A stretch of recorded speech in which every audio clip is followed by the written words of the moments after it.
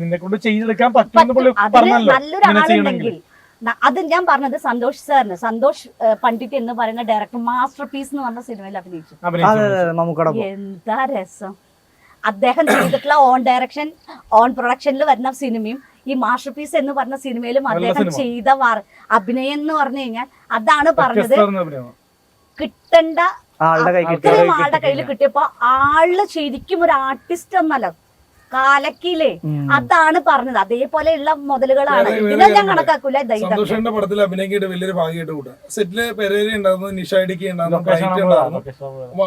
അടുത്ത പടത്തില് ഇവർക്ക് ചാൻസ് ഉണ്ടെന്നാണ് പറഞ്ഞത്.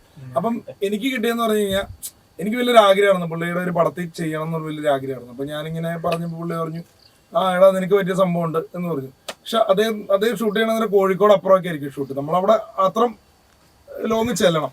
പക്ഷെ നമുക്ക് നല്ലൊരു അനുഭവമായിരുന്നു പുള്ളിയുടെ ആ വർക്കുകൾ.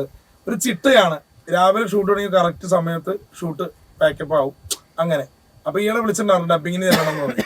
അപ്പൊ അതൊക്കെ നമുക്ക് വലിയൊരു ഭാഗ്യമായിട്ട് കൂട്ടണം. കാരണം ഒരു സിനിമയുടെ മെയിൻ ഡയറക്ടറാണ്, പിന്നെ ഫസ്റ്റ് അതിന്റെ സ്ക്രിപ്റ്റ് റൈറ്ററും. ആ സ്ക്രിപ്റ്റ് റൈറ്ററുടെ മൈൻഡിലുള്ള ഓരോ കഥാപാത്രങ്ങളും ഡയറക്ടറുടെയും കൂടെ കേറുമ്പോഴാണ്, എന്നിട്ട് അത് ഒരു ആർട്ടിസ്റ്റിലേക്ക് കൊടുക്കുമ്പോഴാണ് ഔട്ട്പുട്ട് എന്ന് പറയുന്നത് വരിക. അത് എല്ലാവരും അങ്ങനെ ചെയ്യണം എന്നുണ്ടെങ്കിൽ അവര് അത്രത്തോളം എക്സ്പീരിയൻസ്ഡ് ആയിരിക്കണം. എനിക്ക് എക്സ്പീരിയൻസ് തന്നിട്ടുള്ളത് എന്താണ് ഈ പറഞ്ഞ പോലെ വളരെ കുറച്ച്, നമ്മൾ കപിൽ സാറ് എത്രയോ ലിജൻഡ് ആയിട്ടുള്ള ഒരു അസോസിയേറ്റ് ആയിട്ടും അദ്ദേഹം ആക്ടിങ് ട്രെയിനറൊക്കെയാണ്. അദ്ദേഹത്തിന്റെ പോലെയുള്ള ഒരാളുടെ കീഴിൽ നിന്നാണ് ഞാൻ കുറച്ചും കൂടെ സിനിമ എന്താന്നുള്ളത് വ്യക്തമാക്കി പഠിച്ചത് ഒരു 3-4 വർഷം കൊണ്ടാണ്. അതിന് മുമ്പൊന്നും എനിക്കും ഈ പറഞ്ഞ പോലെ അറിയില്ല. ഞാനും ഈ പറഞ്ഞ പോലെ തന്നെയൊക്കെ ആൾക്കാരായിരുന്നു. കാരണം ഞാൻ അന്നൊന്നും ഡയറക്ഷൻ ചെയ്തിട്ടില്ല. അസോസിയേറ്റ് ആയിട്ടും അസിസ്റ്റന്റ് ആയിട്ടും ഓളിനോളൊക്കെ ആയിട്ടാണ് വർക്ക് ചെയ്തിട്ടുള്ള പരിചയം എനിക്ക് കൂടുതലുണ്ടായിരുന്നത്. അങ്ങനെ ഒരു കോർഡിനേഷൻ കപ്പാസിറ്റി എനിക്ക് കിട്ടി. അതിൽ നിന്ന് പിന്നെ പതുക്കെയാണ് ഞാൻ ഡയറക്ഷനിലേക്ക് കയറി. റൈറ്റിംഗ് ചെറുപ്പം മുതലേ എഴുതും എന്നുള്ളത് കൊണ്ട് റൈറ്റിംഗ് സൈഡിൽ ഞാൻ എപ്പോഴും നിൽക്കുമായിരുന്നു. സ്ക്രിപ്റ്റ് എഴുതാൻ പഠിച്ചു, പിന്നെയാണ് ഡയറക്ഷൻ സൈഡിലേക്ക് വന്നത്. ഇപ്പോൾ ഞാൻ ഇന്ന് പറയുന്ന ഡയറക്ടറുടെ മൈൻഡിൽ കിടക്കുന്നത് എൻ്റെ മാത്രം ഒരു അതൊരിക്കലും എന്താണ് ആദർശിന്റെയോ അഭിലാഷിന്റെയോ അലന്റെയോ ആയിരിക്കില്ല. എൻ്റെ കഥാപാത്രം എങ്ങനെ പ്രസന്റ് ചെയ്യണമെന്ന് അലന് ഞാനൊരു കഥാപാത്രം കൊടുത്തു.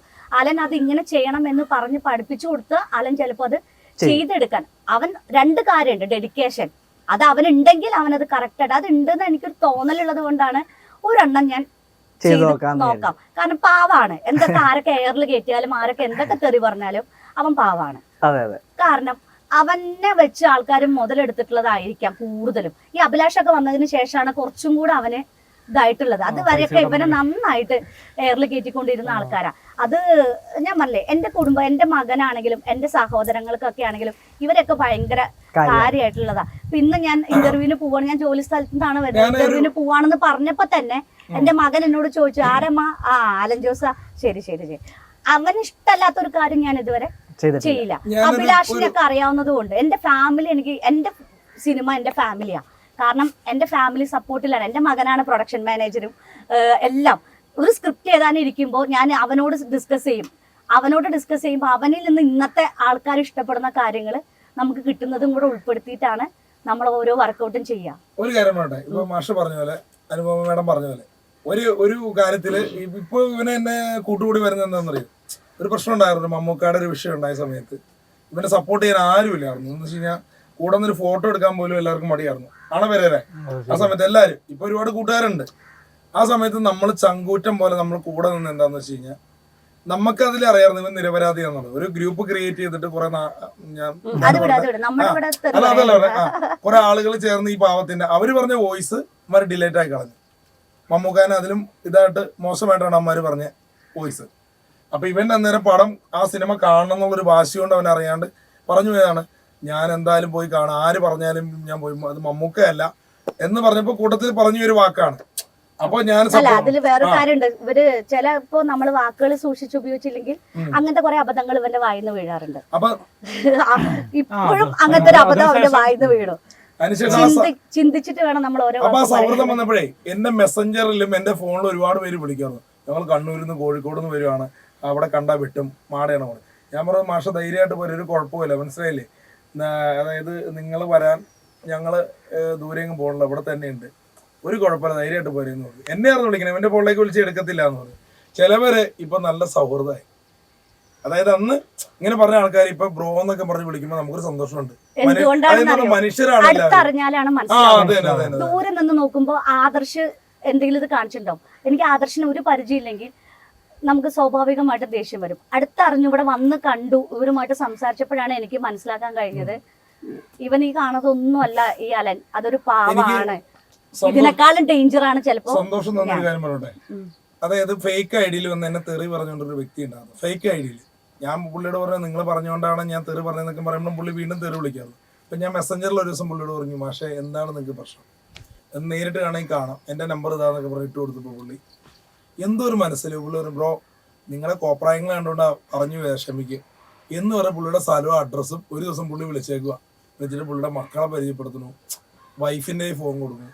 അപ്പം എനിക്ക് ഭയങ്കര സന്തോഷമായി പോയി. കാരണം എന്നെ പച്ച തെറി വിളിച്ചുകൊണ്ടിരുന്ന വ്യക്തിയാന്ന് പറഞ്ഞു. അപ്പൊ നമ്മളായിട്ട് പരിചയം കൂടി കഴിഞ്ഞപ്പോ മാഷ് പറഞ്ഞ പോലെ പിന്നീട് നമ്മൾ കാണുന്ന ചില ആൾക്കാർ എന്നുള്ളത് നമ്മൾ അടുത്തറിയുമ്പോഴാണ് പറഞ്ഞു. പറഞ്ഞല്ലോ ഇപ്പൊ മറ്റേ മമ്മൂക്കാന്റെ ഒരു സംഭവം, മറ്റേ ടർബോന്റെ ഒരു സംഭവം ഉണ്ടായത്. അത് കഴിഞ്ഞിട്ട് ഒരുപാട് മാസങ്ങൾ കഴിഞ്ഞപ്പോൾ ഫാൻസുകാരെ മീറ്റ് ചെയ്തിരുന്നു. കാരണം നമ്മളെ വല്യേട്ട റിലീസ് ചെയ്ത സമയത്ത് മറ്റേ ലേഡി ഫാൻസ് ആയിരുന്നു മമ്മൂക്കക്ക്. അപ്പൊ അവര് വന്നിട്ട് പറഞ്ഞു നിന്നെ ആ റിലീസ് ദിവസം കിട്ടിയിരുന്നെങ്കിൽ പൊന്നുമോനെ നിന്നെ അടിച്ചു കൊന്നാനെന്ന് പറഞ്ഞു. പക്ഷെ പിന്നെ കുഴപ്പമൊന്നുമില്ല, തന്നെ ആൾക്ക് മനസ്സിലായി നീ പാവണെന്ന് മനസ്സിലായെന്ന് പറഞ്ഞു. അടിച്ചു കൊല്ലാൻ അതിനൊരു തെറ്റ് നീ ചെയ്തല്ല, പറഞ്ഞൊരു വാക്ക് അല്ലേ കാരണം വെച്ചാൽ അത് ചെയ്യേണ്ടതെന്ന് പറഞ്ഞു. അങ്ങനെ എന്തെങ്കിലും ചെയ്യണം മമ്മൂക്കായ ചെയ്യേണ്ടത് എന്ന് വെച്ചാൽ ദേഷ്യം പറഞ്ഞു ആണോ ഇല്ലയോ.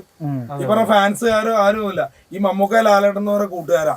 ഈയിടെ ഒരു അസുഖം വന്നപ്പോ ശബരിമലയിൽ പോയി പ്രാർത്ഥിച്ചാരാ ലാലേട്ടൻ. ഈ ഫാൻസുകാർ തമ്മിലാണ് അങ്ങോട്ടും ഇങ്ങോട്ടും മമ്മൂക്ക കൊള്ള ലാലേട്ടൻ കൊള്ളാന്ന് പറഞ്ഞത്.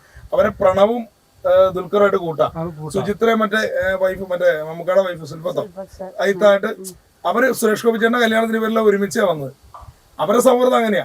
ഇത് മമ്മൂക്കയായിട്ട് ഒരു തമാശയായിട്ടേ എടുക്കുള്ളൂ. കാരണം ഒരു പുള്ളി വന്നിട്ട് ദുൽഖറിനെ മമ്മൂക്കാനെ മരിച്ചു കിട്ടുമെന്ന് പറഞ്ഞ വീഡിയോ ഇട്ടപ്പോഴല്ലോ മമ്മൂക്ക അതുകൊണ്ട് ചിരിക്കുകയത്. അല്ലെങ്കിലും അത് അങ്ങനെ തന്നെയാണ്. ഇതിന്റെ അകത്ത് കിടന്ന് അടി ഉണ്ടാക്കുന്നത് വേറെ ആൾക്കാരാ, ഒരു ബന്ധമില്ലാത്ത ആൾക്കാരെ അടി ഉണ്ടാക്കുന്നത്. ഞങ്ങൾ മൂന്നുപേരും സഹോദരങ്ങളെ പോലെ റിലേഷൻഷിപ്പ്. പക്ഷെ നമ്മളുടെ ആൾക്കാർ നോക്കിക്കോളൂ, നിങ്ങൾ ഈ വീഡിയോ ഇട്ട് നോക്കൂ, ഇതിന്റെ അടിയിൽ വന്ന് തെറി വിളിക്കുന്നതും മറ്റുള്ള രീതിയിലും സംസാരിക്കുന്നത് നമ്മളുമായിട്ട് ഒരു ബന്ധമില്ലാത്ത ഏതോ കുറെ ആൾക്കാരായിരിക്കും. എന്തൊക്കെ പറയുന്നത്